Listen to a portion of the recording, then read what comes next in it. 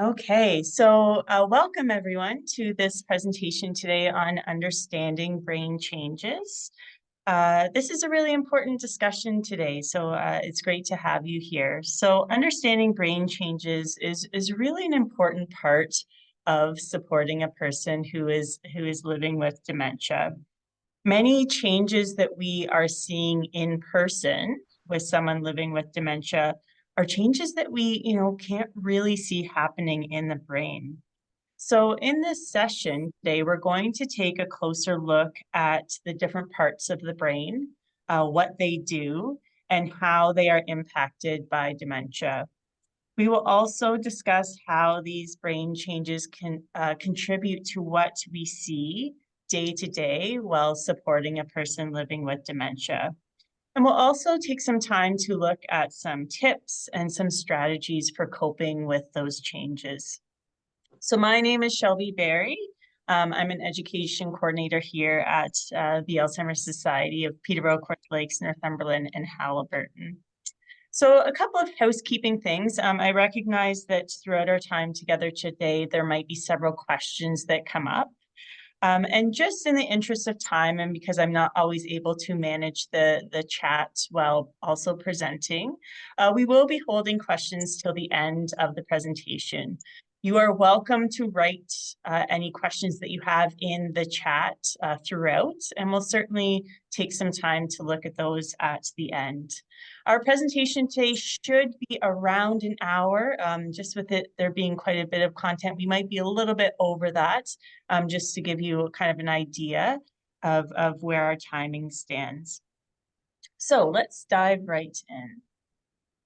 So we're going to start today with a land acknowledgement. So the Alzheimer's Society of Peterborough, Kawartha Lakes, Northumberland, and Haliburton respectfully recognizes that our organization is located on the treaty and ancestral territory of the Michi-Sagaig Anishinaabe people, who were known as peacemakers among Indigenous nations. We are grateful to the original stewards of this land.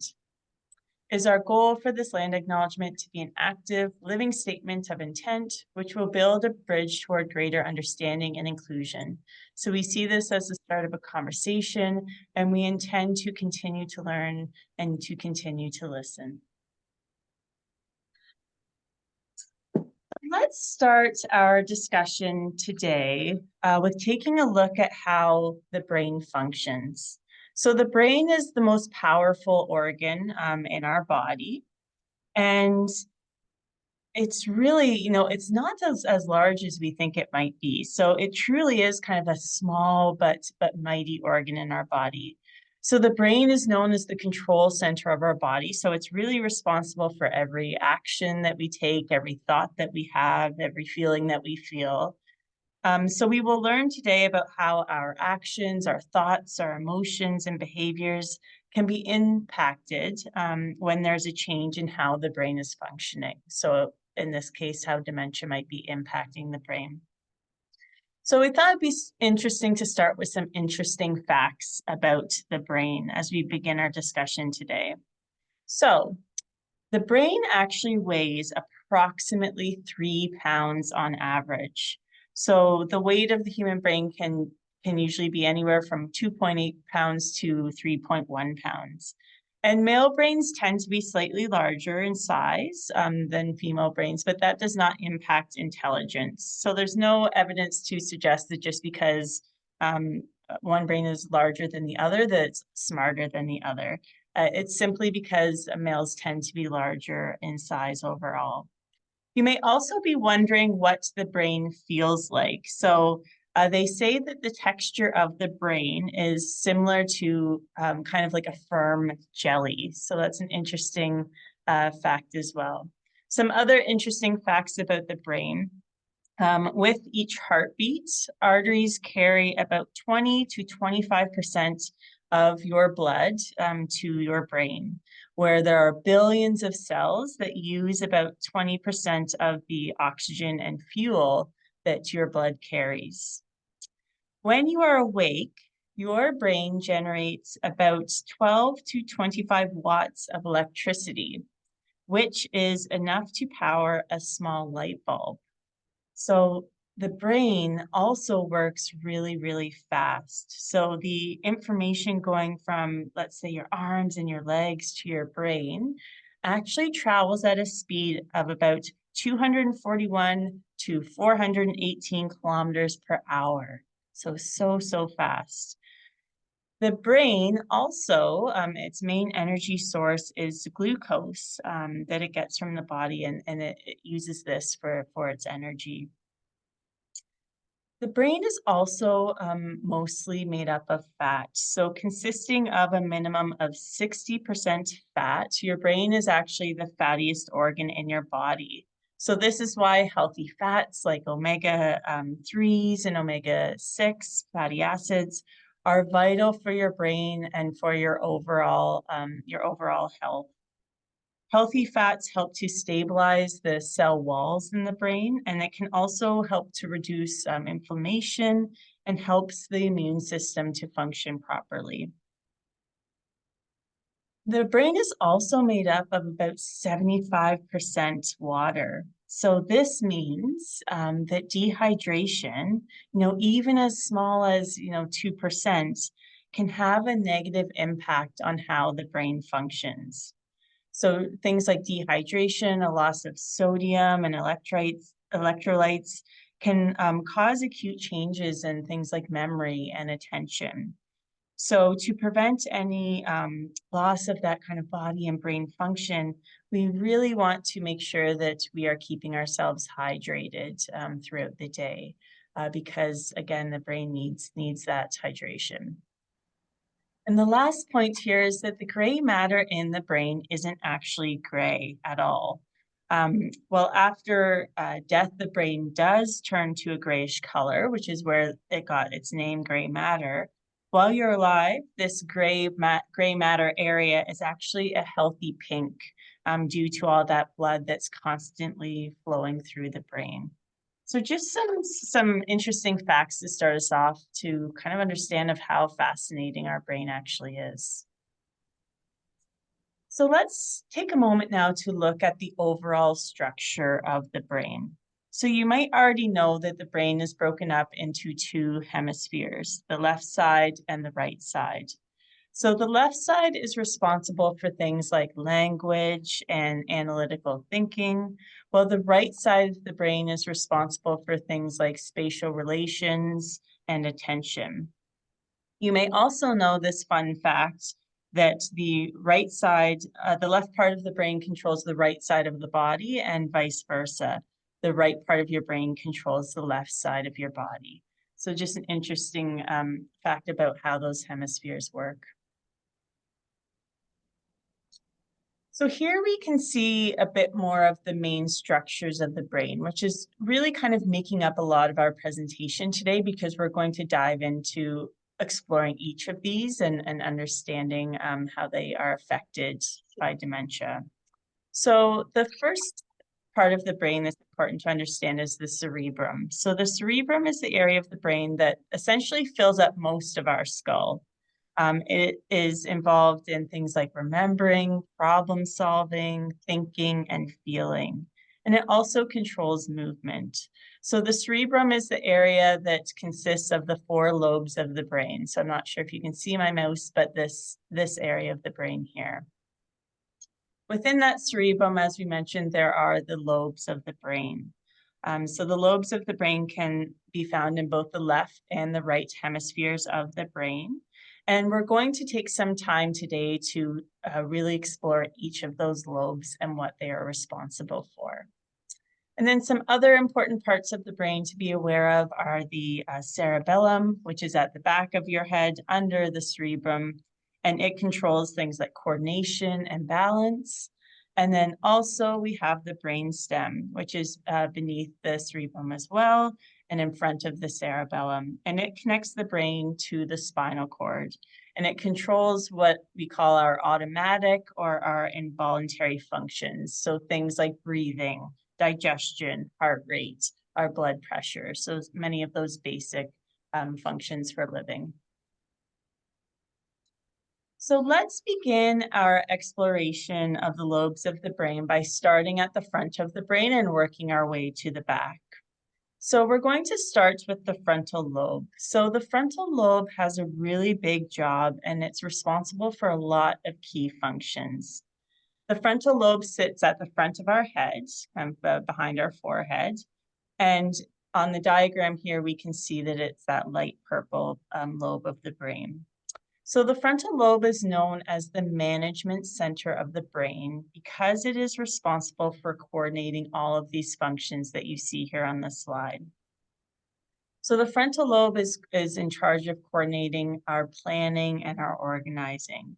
So it regulates how we make our daily plans for our tasks and our activities for the day, and how we organize our approach to these tasks and to these activities.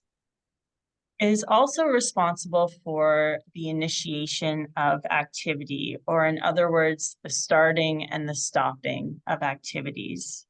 So this area of the brain can also be thought of as the initiation center of the brain. So it kind of acts like a switch to get us going and get us started with an activity. So we can think of that switch being in the on position. When we see something that we enjoy, we get up, we go, and we do that. And it can also switch off into that off position when it's time for us to stop an activity. The frontal lobe is also responsible for the regulation of our activities as well as our emotional control. And it's also the area that's responsible for regulating things like our social skills. And lastly, another main function of the frontal lobe is providing our judgment and our decision-making abilities, as well as the area that's in charge of our insight and our self-awareness. So this is the area of our brain that helps us use appropriate judgment, to consider whether something is appropriate or inappropriate or safe or unsafe. It helps us to make sound decisions in our problem solving, and it also provides us with insights into our actions and our decisions. So that's just an overview of all the things the frontal lobe is responsible for. So as we mentioned, the frontal lobe is that management center of the brain, which manages all of those areas that we just talked about. So you'll see a pattern with this presentation where we're going to kind of highlight what that part of the brain is responsible for, and then highlight what may be experienced when there's damage to that part of the brain because of dementia, and then highlight some tips for each of these areas. So let's take a look at what may be experienced or may be noticed when there's that damage or atrophy to this part of the brain because of dementia. So when it comes to that planning and organizing that the frontal lobe is responsible for, what we might notice with someone living with dementia is they may have trouble with familiar tasks, like maybe planning a meal or organizing a list of errands. Often these tasks are things that have been maybe quite routine and quite familiar to the person with dementia in the past, but they are now starting to pose some difficulty for that person in their day-to-day activities. With that initiation of activity or that starting or stopping of activities, what we may notice with the person living with dementia is maybe the person seems to lose interest in activities, hobbies, interests, even things that they have always enjoyed. So they're having trouble starting that activity. Maybe they always like to go for walks or do puzzles or knit, and now they're not engaging with those activities anymore. It's not necessarily that they don't want to, it's that this part of the brain, that switch that we talked about, might be stuck in that off position. So they're not able to start that activity on their own. Similarly, or I guess contrasting with the stopping activities, it is not unusual for the person to experience what is known as perseveration or repetition, meaning that the person might keep repeating an action, a word, a phrase, maybe a question, or a story over and over again. So in this case, the person is having a hard time stopping that and switching on to something else. So we can see with this part of the brain, we might notice a change with that trouble with starting, or maybe that trouble with stopping an activity.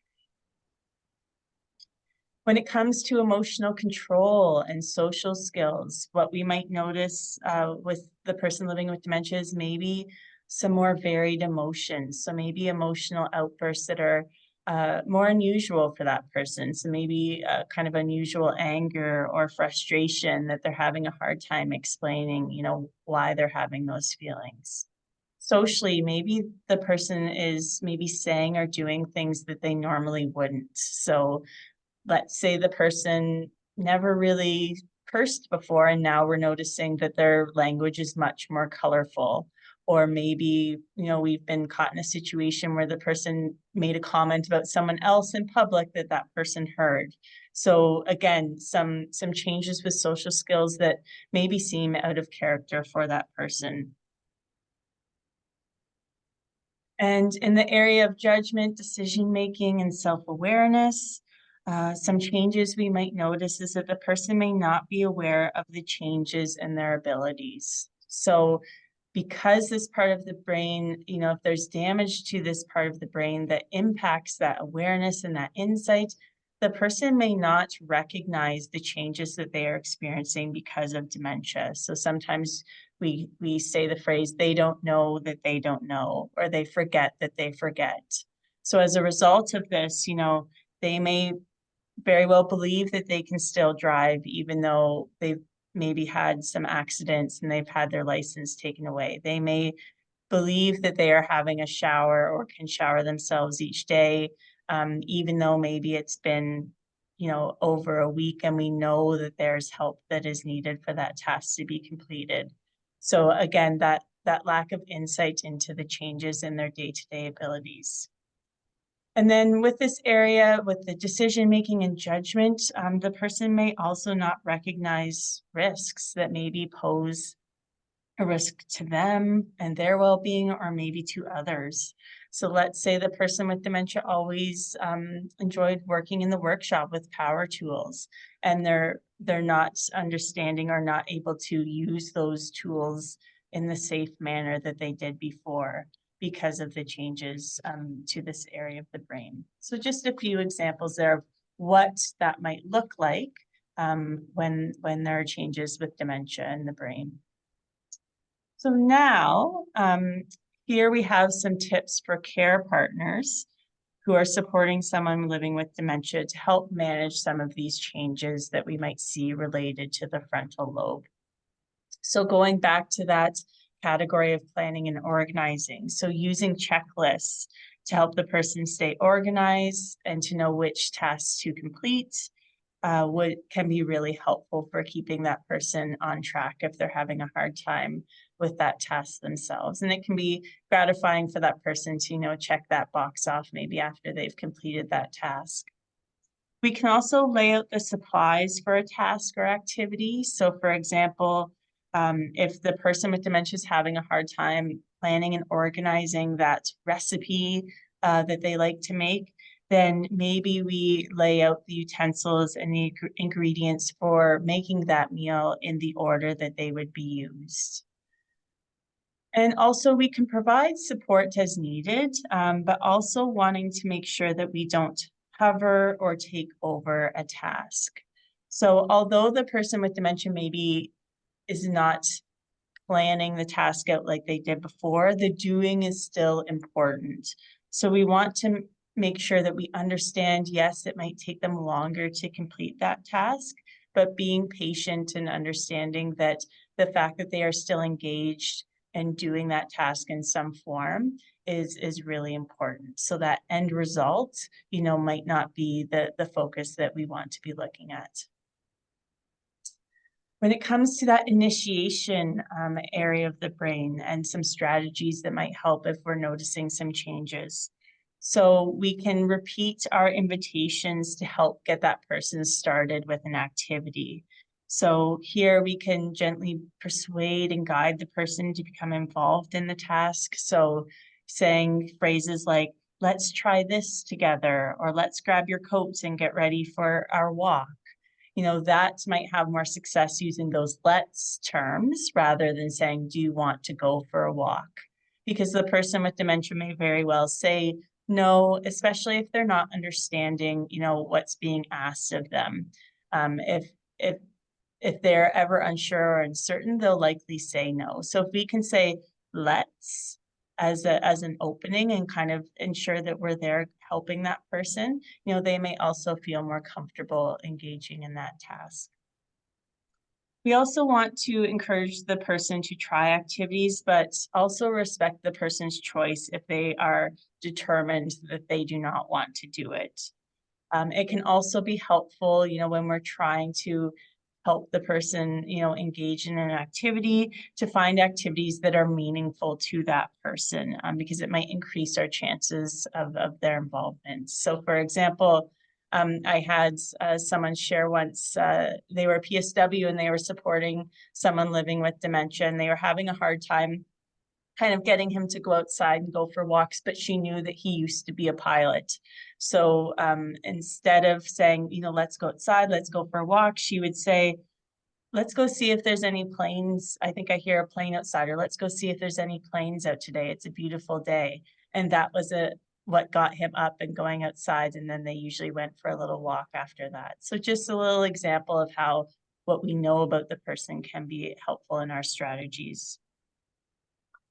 Also, patiently encouraging the person to start a new activity if they are stuck on a repetitive one. So this is for if that person's having a hard time switching away from an activity or stopping an activity.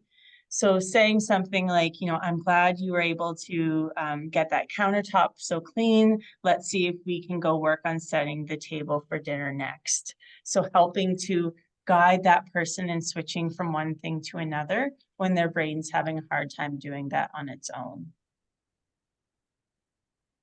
In the area of emotional control and social skills, we want to acknowledge the person's emotions. So just validating that person, we might not know why, but we can still say, you seem upset, validating their view, even if we're not fully understanding the picture.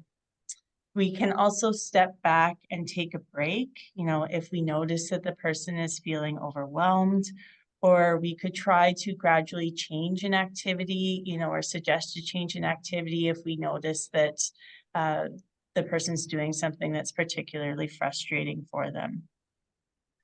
When it comes to changes with social skills, it's important to be patient and understanding, and understand that, these changes are related to the disease. So we often say, take it back to the brain and understand that these changes the person's experiencing is related to the physical changes that are happening in the brain.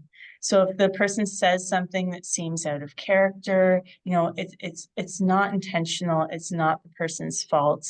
It's related to the changes that are happening in the brain. So that can be helpful when, we're seeing some of these changes with social skills, that compassion. And with judgment, decision-making, and self-awareness. So first, we want to try not to reason or argue with the person living with dementia. It's important to recognize, with this area of the brain, that they are losing the ability to effectively reason and use their problem-solving skills. So changes in their level of insight and self-awareness often provide them with a sense of reality or understanding the situation in a way that might be different than ours. So if we try to, convince them to see things our way with that logic and that reasoning, we may not be successful if their brain's not able to understand that logic and reasoning in the same way as it did before. So just understanding that our interpretations, our views of reality of the situation might be different. Also helps support decision-making by talking it out and engaging in supportive dialogue. So here, if we're trying to have those conversations or understand why someone's, making a certain decision with the changes we might be seeing here, allowing each person, a chance to share their thoughts and concerns can be really helpful, rather than maybe trying to speak over each other and having both sides not really be heard.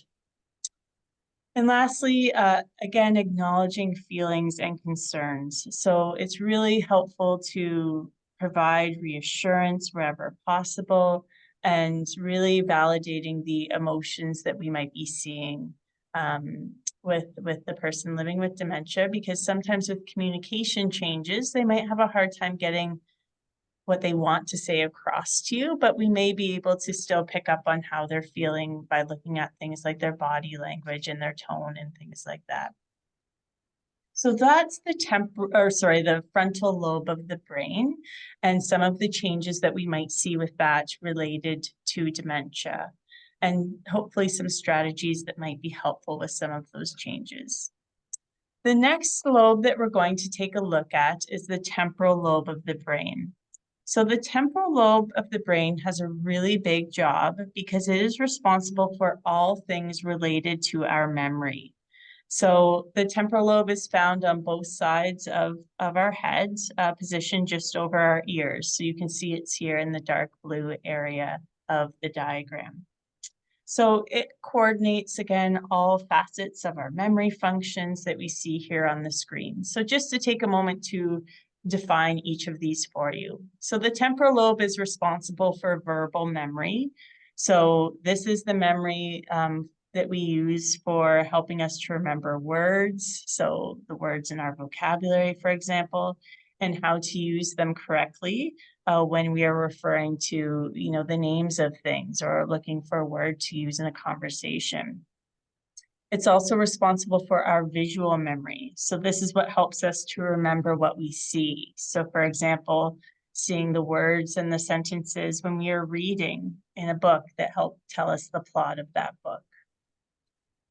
This area of the brain is also responsible for new learning. So this helps us to learn new information that our brain is taking in. So for example, maybe learning how to do something that someone has just shown us, whether it's, putting a telephone contact into a cell phone or learning how to use a new TV remote or a new appliance. So any of those steps with new learning. And then the areas of memory that you're probably most familiar with are short-term memory and our long-term memory are also the responsibility of the temporal lobe. So with our short-term memory, this represents our memory of recent things. So that would be recent conversations, details, and events. So things like what happened this morning, yesterday, or even last week. So new learning can sometimes be more challenging with dementia because our short-term memory is a really big part of new learning. If the brain can't hold on to that information, it might be harder for some of that new learning to happen. And then lastly, we have long-term memory. So this involves the information, the experiences, and how to do things that maybe we've been doing for a long time or happened a long time ago, the things that are stored in our long-term memory. So this, short-term memory is often affected early on with many types of dementia. Long-term memory usually stays intact until later in dementia. So let's take a look at what might be experienced with these changes in these areas. So when dementia is impacting the temporal lobe, what we might notice with changes in verbal memory is the person may have trouble remembering words and how to use them correctly. So this can affect things like the person's communication and their speech and their confidence with this communication and in social settings.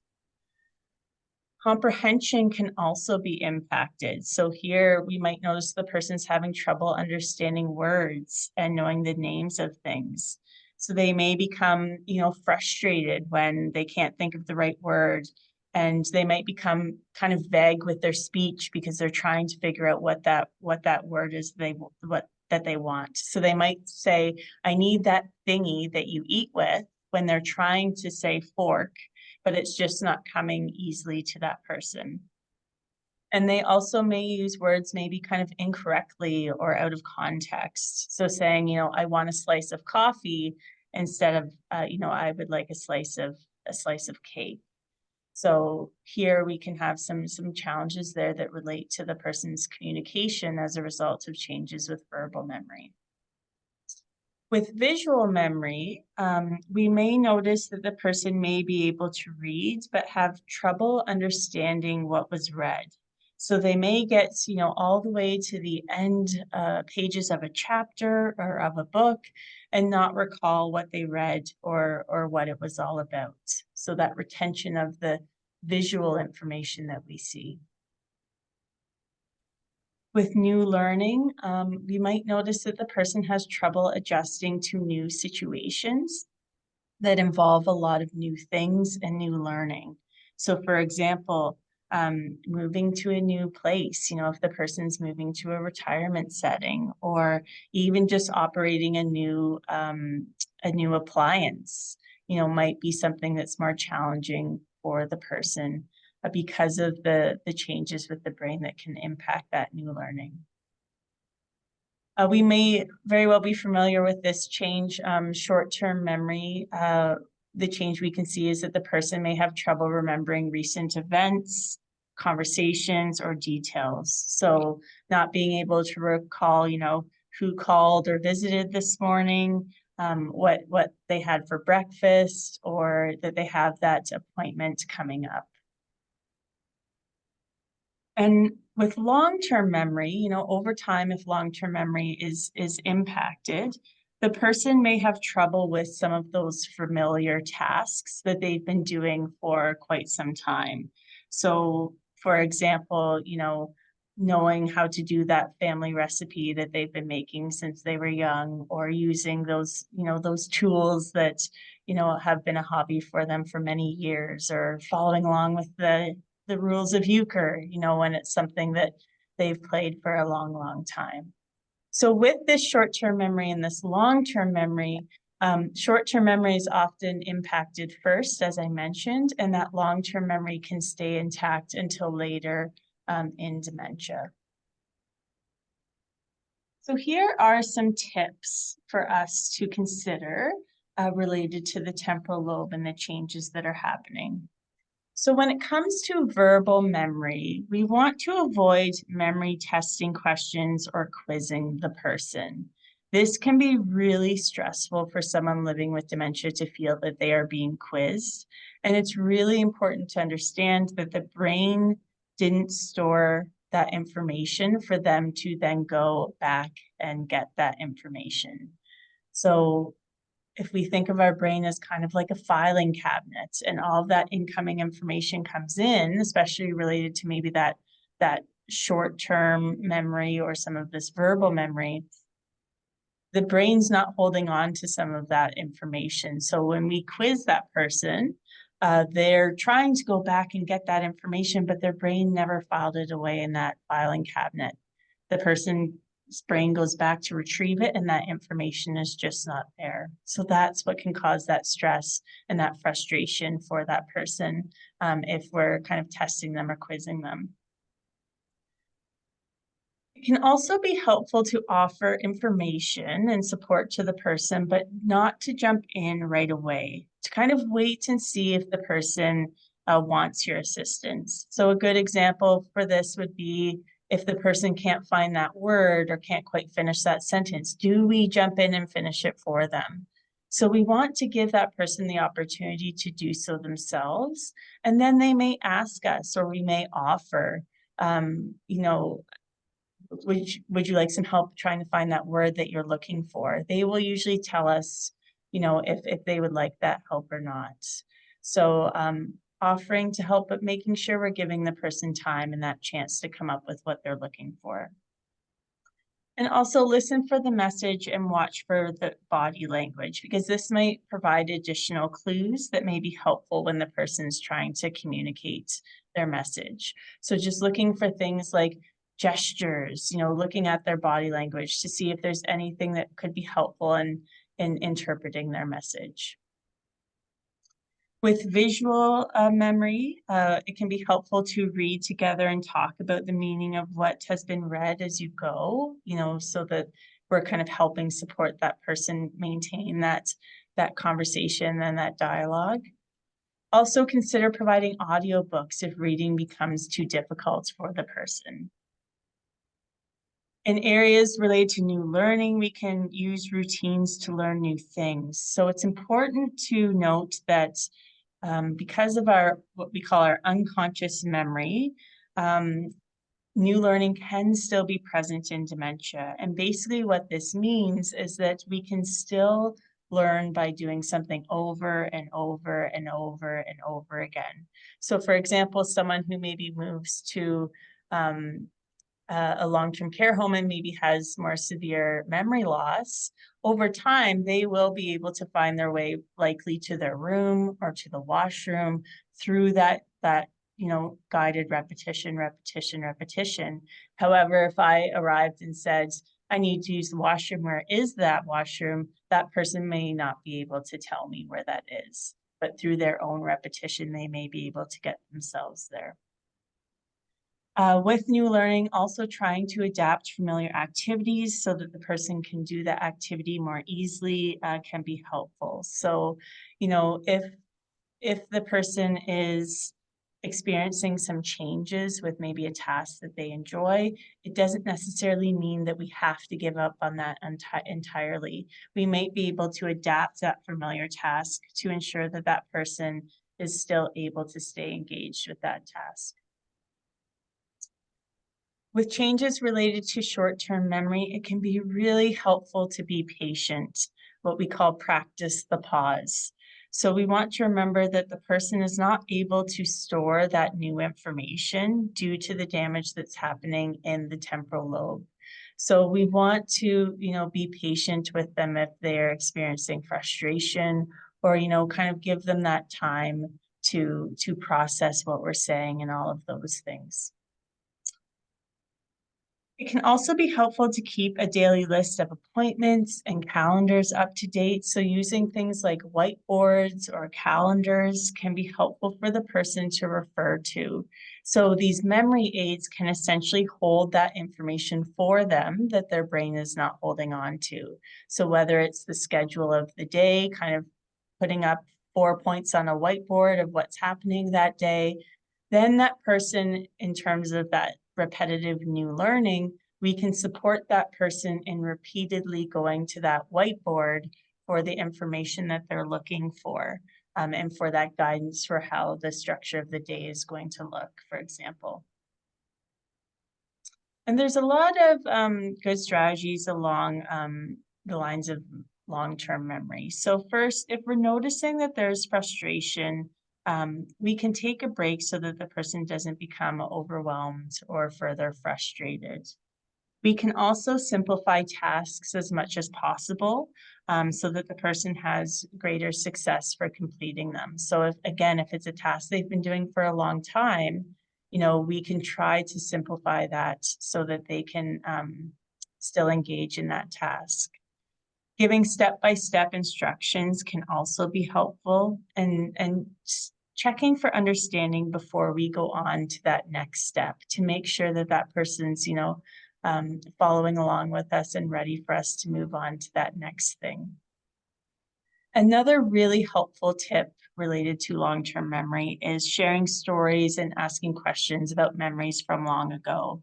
So reminiscing can be a really enjoyable experience for someone living with dementia because they may be able to speak more confidently about those memories, that information from the past that maybe hasn't been compromised, in the early goings of dementia. So it might be something that their brain can access more easily for them, and it went during those times when short-term memory is compromised. And it can also be a great way for us to get to know the person as well. So moving along to the next lobe of the brain, we have the parietal lobe. So the parietal lobe is known as the logical thinking area of the brain. So these lobes can be found at the crown of the head in kind of that dark burgundy color there in the picture. So the parietal lobe is responsible for logical thinking and sequencing and our use of numbers. It's responsible for sensing where things are in our environment in relation to where we are. It's responsible for helping us put things in order for the steps of a task or an activity. And it's also responsible for the recognition of the familiar. So whether that's people, places, or things, for example. So what we might notice if there's damage or atrophy to this part of the brain because of dementia is when it comes to logical thinking, the person might be having trouble putting maybe words in order or maybe understanding what others are saying. So again, the person might say something like, I'm looking for my cold sweater, when what they're really trying to say is I'm cold, I would like a sweater or I need a sweater. So putting those things in order might be a challenge. Here we might also notice some changes with numbers and trouble with numbers and mathematical abilities. So maybe the person is starting to have trouble managing their own finances or balancing that checkbook or issuing, the correct payments for bills or making that correct amount of cash at the grocery store, for example.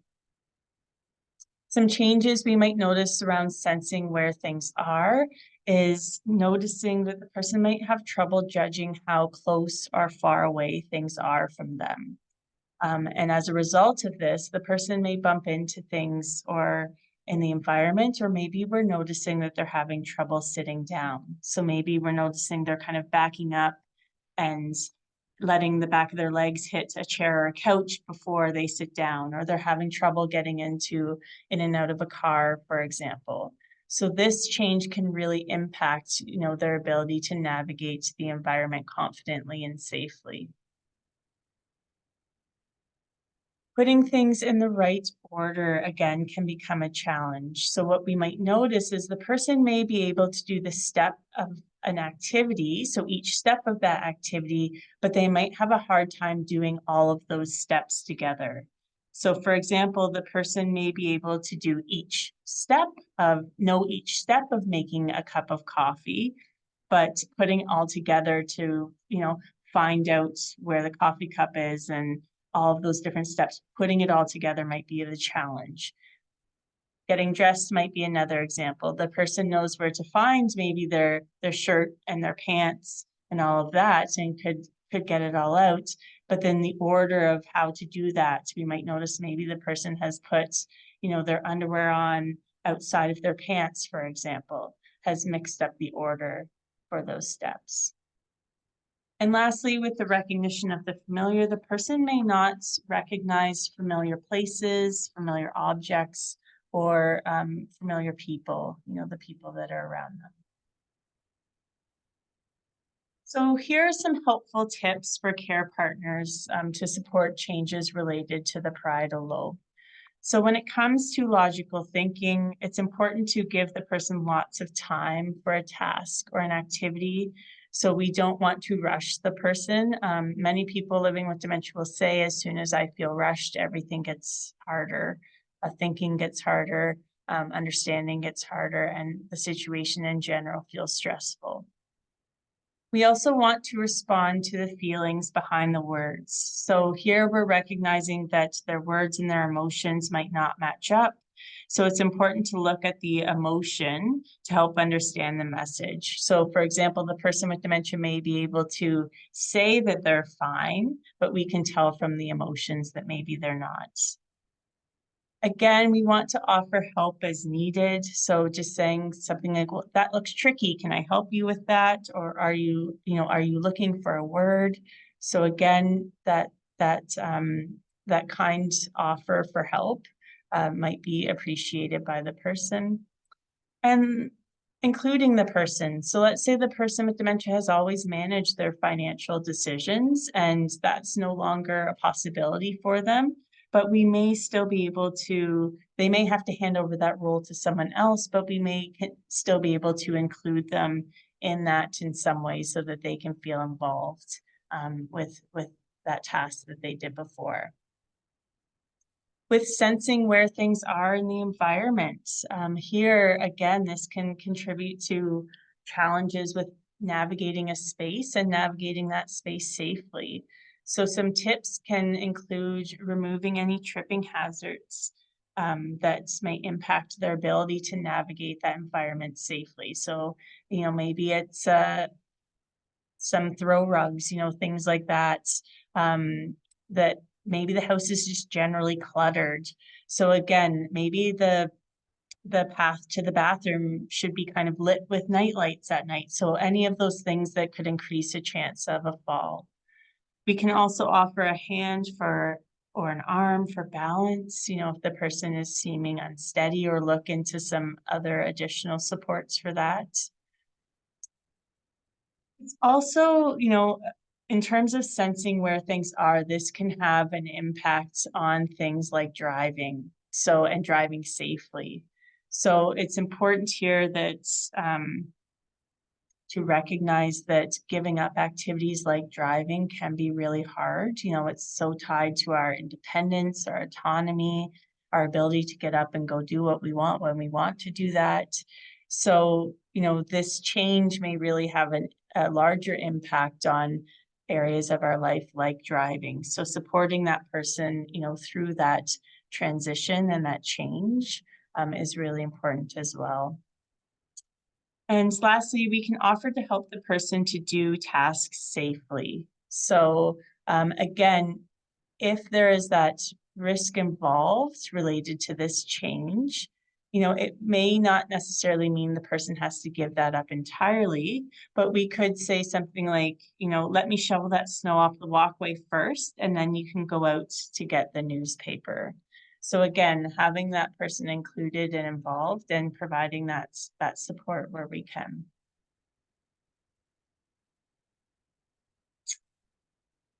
So the one change for this area that we talked about was putting things in the right order. So again, the person may be able to do kind of the steps of the task, but putting the whole thing together might be more challenging. So here we might offer that step-by-step directions to the person to help them complete the task. So just kind of that guidance on, okay, and next we'll do this. So being that guide for them to put those steps together. And we can also look at ways that we can set up a task so that the order doesn't matter, whenever this is possible. So for example, cutting up or putting vegetables into a salad or folding a basket of towels, those tasks that maybe don't require a number of extensive steps.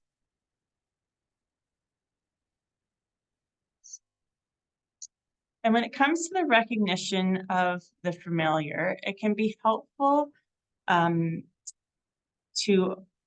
it can help them to remember by gently offering some information to the person. So for example, if you meet up with someone familiar, but the person with dementia is having a difficult time remembering their name, we can, take the initiative to greet that person using their name.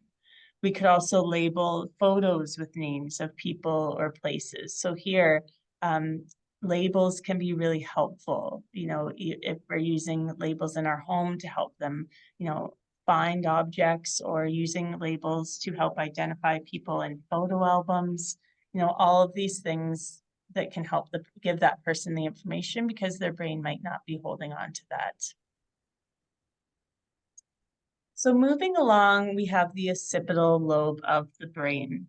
So the occipital lobe is known as our visual and perceptual processing area of the brain, and it is located at the back of the brain. And as you can see on the diagram, it's that dark green lobe of the brain. So this part of the brain coordinates all of our visual and perceptual functions that you can see here on the screen.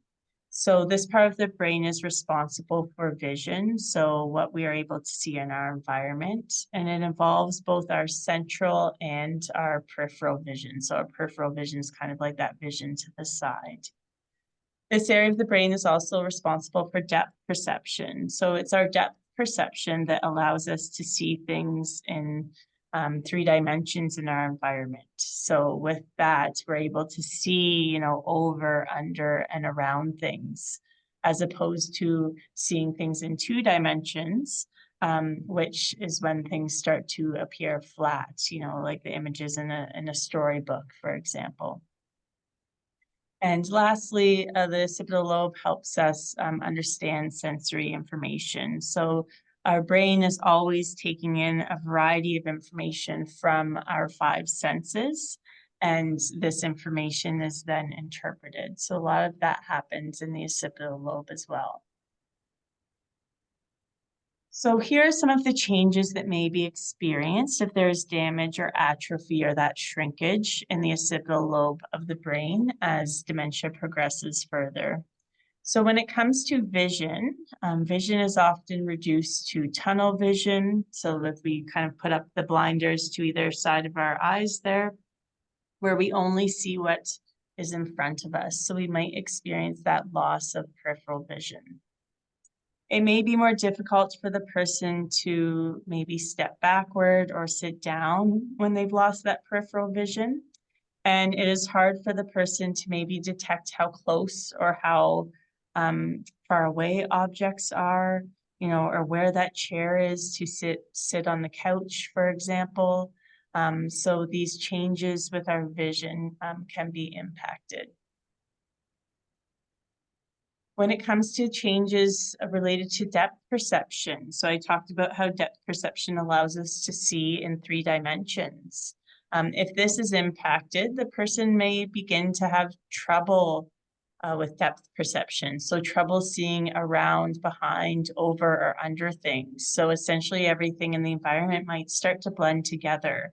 So the person may approach that staircase and be uncertain of, how many steps are there and how far down are those steps. Or getting in the bath, might be a fearful experience for the person because they're having a hard time figuring out, well, how far down is that bathtub? How much water is in there? And so that might be a cause of distress for some people that are getting that help with personal care with dementia. The person may also have trouble telling again how high, deep, long, wide, or far away things are. So, for example, we might set that glass of water down in front of the person with dementia, and we notice they're kind of feeling along the table until their hand grasps that water, or maybe they overreach that water and it spills on the table. So having a hard time figuring out where things are again in relation to them. There may also be changes with understanding the sensory information that the brain is taking in. So here the person may mistake one object for another, which can sometimes lead to safety concerns. If we think of things like household cleaners, for example, they often have a picture of, a lemon on them. They might be kind of tinted that color. Someone with dementia may see that and mistaken it for maybe something that they can drink as a beverage. So again, we see an object, maybe there are some familiar elements, but we're mistaking it for something else. The person may also find things like glare on windows or shadows to be unsettling. It may cause fear or anxiety for the person. The person may see, something like their reflection in the window or maybe even in the mirror in the home and think that there's someone else looking at them or that there's someone in the home. Or even seeing things like a coat rack, with the hat and the coat and everything on it. We've had families say that the person with dementia thought that was actually someone that was in the room. So again, kind of mistaking that sensory information or mistaking one object for another. So let's look at some tips that care partners can keep in mind when supporting someone through these visual and perceptual changes. So when it comes to changes related to vision, it's important to walk toward the person from the front so that they can see that you are approaching. If we approach the person from behind or even from the side, we could cause that person to become startled because they may not see us coming, even though we think that maybe they do. We also want to make sure, kind of in line with this, that the person sees you before we start talking to them. So making eye contact with the person, calling their name, making sure that we are sitting and standing across from that person so that they know our intent to communicate with them. We often fall into the pattern of maybe trying to talk from the other room with the person living with dementia, which can present challenges with communication. So starting that off by making sure that we're in front of that person where they can see us. With the changes coming with depth perception, again, it's important that we be patient and not rush the person. They may need more time to feel safe navigating their environment. So they may be moving through the environment more slowly because they may be feeling a bit uncertain based on the changes that they're experiencing with depth perception. We can also make sure that things like railings and grab bars are installed in places where that would be helpful to promote that balance and that stability.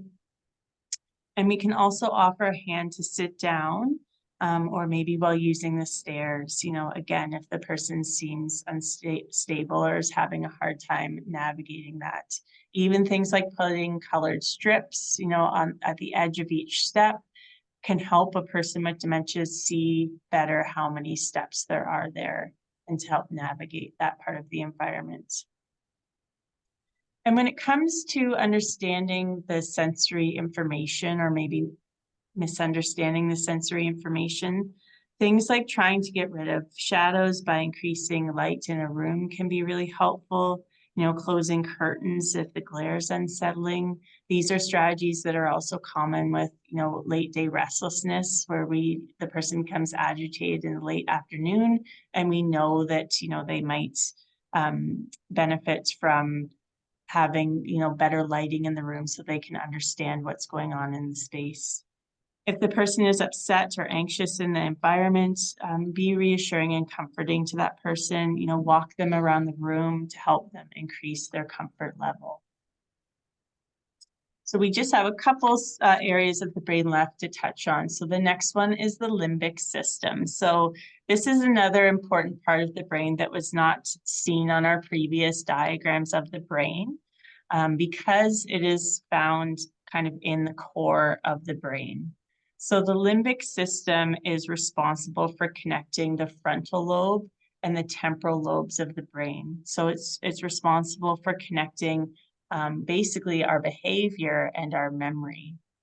You may also recognize this name because it's the part of the brain that's responsible for controlling our emotions, and it's also responsible for controlling some of our daily functions. So here are some of the things that may be experienced with changes to the limbic system in the brain. So because it's responsible for the connection between our frontal and temporal lobes, so our behavior and our memory, if this part of the brain is impacted by dementia, the person with dementia may act on incorrect information because their memory is not working properly. So for example, they may think that their son is their husband if they share similar physical attributes, or they may believe that they have to go pick up the kids from school, if they think that they have small children. So it might act on wrong information. Because this part of the brain controls emotions, we might notice that the person has more extreme emotions that change quickly. So maybe some rapid mood shifts. With kind of no apparent reason. We might not be able to understand exactly what the trigger was. We might also notice that the person may feel irritable, depressed, or anxious, or maybe be overly tearful. And with this part of the brain controlling some important daily functions, we may notice that maybe the person's having trouble sleeping or having sleep disturbances to their normal kind of sleep-wake cycle. The person may also have some changes with their appetite. So maybe this will cause them to eat more or less. So their brain might not remember to tell them when to eat, or they may eat, many times throughout the day because their brain forgets that they have already eaten. So we might see those changes with appetite as a result. Some tips for addressing some of these changes can include acknowledging the concerns and helping to solve the problem. So here, if the person is acting on wrong information, we need to also understand that they believe that to be true, even though maybe we know the information to be wrong. So for example, if someone is with dementia is saying that, we stole their purse or someone stole their purse or wallet, but maybe we know, they put it somewhere and we just have to find it, it can be more helpful for us to acknowledge that, saying, like, your purse was stolen. I can see why that would be upsetting. Let me help you find that.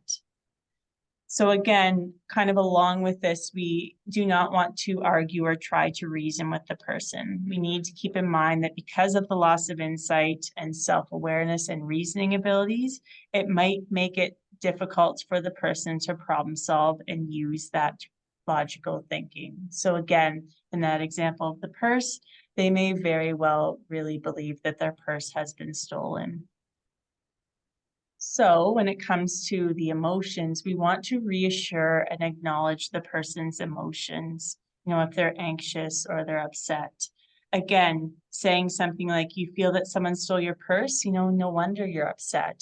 That's much more reassuring than trying to, reason with the person of what we think actually happened. We can also step back and drop the issue or take a break, sometimes because of the short-term memory loss. That issue, what it was that was frustrating that person, may be forgotten, and stepping back and taking a break, might help that person move on to something else. And with changes related to daily functions, so we can support the person by helping them to make choices that will work for them. So we can engage that person, for example, in exercise or to go outside for a daily walk to help them release any pent-up energy that might help them sleep a little bit better at night. If they're forgetting to eat, we could leave healthy snacks out in visible places as a reminder to eat, or offer them a snack or a meal so that, the person's kind of remembering to eat, and that will be that important cue that maybe they need. The last two areas of the brain that we're just going to touch on today are those two structures that are at the base of the brain. So they're called the cerebellum and the brainstem. So these two areas, provide a lot of important functions to the brain.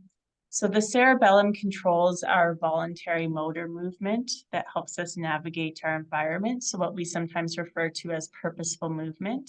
And it also helps to regulate our posture and our balance. The brain stem is the part of the brain that's responsible for connecting our brain to our spinal cord, and it controls and regulates a lot of our involuntary body systems, so things like our heart, our lungs, and our digestive system, for example. What we may notice with changes to this area of the brain as a result of dementia is the person may experience problems with their voluntary motor movements, so things like coordinating and movement and directing their body parts. We might notice changes in the person's posture, so maybe having more difficulty holding their body upright. The person may also experience things like a loss of balance, which can lead to, instability and challenges with navigating their environment. And again, that increased risk of falls. And with the brainstem, we may notice a decline in the involuntary body systems that could involve, heart problems, maybe problems with breathing, trouble swallowing, and changes in the digestive system. So these changes in the brain are often those that are associated with the later stages of a dementia. So some tips for care partners, as we're supporting the person, we can create an environment that can be safely navigated. So again, removing that clutter, those tripping hazards. maybe blocking off stairs if we need to, removing any excess furniture that's in the space. We can also make sure that the person is wearing supportive footwear, that helps them move through that environment or, outdoors safely. Again, avoiding shiny, glossy, or slippery surfaces. So even a really shiny surface, for example, can look like it's slippery to someone living with dementia. Removing those rugs, any of those rugs that we think could be those tripping hazards. And again, some of these are in line with some of the changes that we saw with the visual perceptual changes. So installing those grab bars or maybe a shower seat in the washroom. We can also assess, if mobility is really starting to change, if the person maybe requires a supportive device, whether that's a wheelchair or a walker that can help them move around more safely. And lastly, we can speak with our doctor about any changes related to swallowing or breathing, or any of those other health concerns that we might be seeing. So a few minutes over, as I mentioned, we might be. So those are all of those different areas of the brain, what those areas are responsible for, how they might be impacted with the changes with dementia, and hopefully some tips that are helpful to you for navigating some of those changes. So just to mention to you today, many of you may already be connected with us, but if you are not, we have a number of supportive services available. And here we have Casey, she's our intake coordinator, and she is your first point of contact at the Alzheimer's Society if you are interested in learning more about our programs and services. She will talk to you about your story and help to match you with the right person and programs to help you navigate the dementia journey. We also have a number of other education programs coming up, both in person and virtual as well. So the best way to stay connected with us, to learn more about education, is to get connected with a family support counselor if you don't already have one. They are a really great resource and can help you determine if an education program is a good fit for you and also help to get you registered. You can also subscribe to our monthly e-newsletter, Our Connections Matter, and also look at the education opportunities that are listed on our website. So once we are done here and I turn off the recording and stop sharing the screen, I'll be sure to share these links in the chat for you. And lastly, we rely on the generosity of our donors to really bring our programs to life. A portion of our funding is provided through grants and support from the Ministry of Health, but there's also a big portion of our funding that we have to raise ourselves. So our donors really help us to go above and beyond with the programs that we offer. So we want to really take a moment to thank them. So I'm going to stop the recording now, and then I'll stop sharing my screen and we can take some time to field any questions you may have.